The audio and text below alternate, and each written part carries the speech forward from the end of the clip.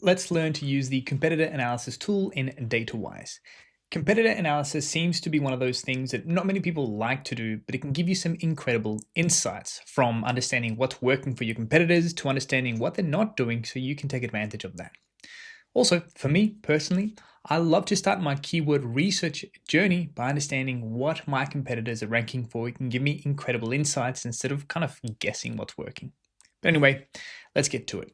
If you click on the competitor analysis tab, the first selection is the domain rank. This allows you to get a bird's eye perspective and compare 5 websites together so you see where they're sitting from an SEO perspective next to each other. So let's try it out. I've got some selected plumbing businesses in from Sydney. So I'm just going to put in some URLs here. Some of them are in the first page, some of them in the second page of Google and the organic search results, but I just want to show you a variation of type of websites so we can understand what the data looks like. I'm going to choose just 4 for now. You can do 5 altogether. You want to make sure that the domains are nice and clean. You don't want the forward slashes here, otherwise it might not work.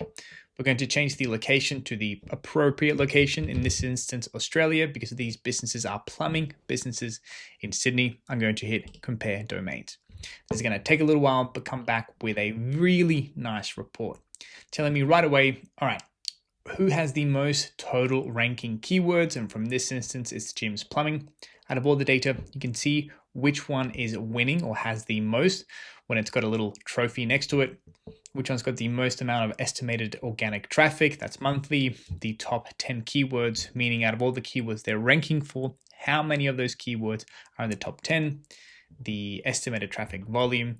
We get a grid here, understanding the keywords, the traffic, and everything else just displayed in a more easy, digestible manner, at least I think so anyway. Okay, perfect. Now with that selected, we can also go to ranked keywords. If I go back, to the domain analysis, this then leads me to select my next route. In this instance, I know that Jim's Plumbing has the most amount of total ranking keywords. So if I then analyze further Jim's Plumbing, I'm going to get a really good understanding of their strategy, what's working really well, and perhaps what I can start using. So I'm going to copy Jim's Plumbing into my clipboard. I'm going to go to the next section, which is ranked keywords. I'm going to place that URL in there. Again, select the right location, the right language, and I'm going to go 500 keywords.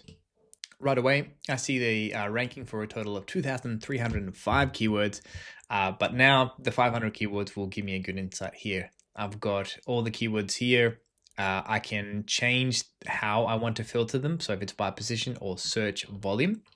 Let's go search volume and see which ones bring them the most amount of search volume. Wow, plumber close to me. Incredible. That's because they've got a locations page. They've got all the location pages for Sydney, for the services. So I can already get an understanding of the strategies that they're using here, which is pretty good. I'm going to go just by lower search volume here, 24 hours. Well, great. So they've got a really good strategy here. And for me, right away, I see that they've got individual pages for the services, individual location pages, and this probably goes down into the suburbs. But yeah, man, I know that they've got down to the suburbs because of this link here, for example. So they've got locations, Melbourne and in Coburg. Coburg is a suburb within Melbourne. So I can already start seeing that, okay, if I want to compete, I need to do that strategy, but better, right? So already this is giving me some really good insights. Let's go to the next tab, which is the gap analysis tab. This only allows you to analyze 2 at a time, and I'll show you why in a minute. So I'm going to pick 2 random ones here that are a little bit more close to each other. I'm going to pick Fusion Plumbing. Let's say that's the domain we want to try and rank. And then this one is the competitor, which we want to analyze in a more deeper basis. What's the real difference between them? I'm going to select the right location again, go to Australia and go to analyze keywords gaps. Okay, after some time, I get some interesting data back. So if you scroll down, you see here that it tells you in this first tab selected, just below the data, keywords gap. These are the keywords that JCon Plumbing ranks for and Fusion Plumbing does not. This gives me a good insight into what I might have been missing completely. So obviously they're ranking for the brand names. Okay, perfect. I don't need to worry about too much here. Junk plumbing is a keyword that I might have to go for.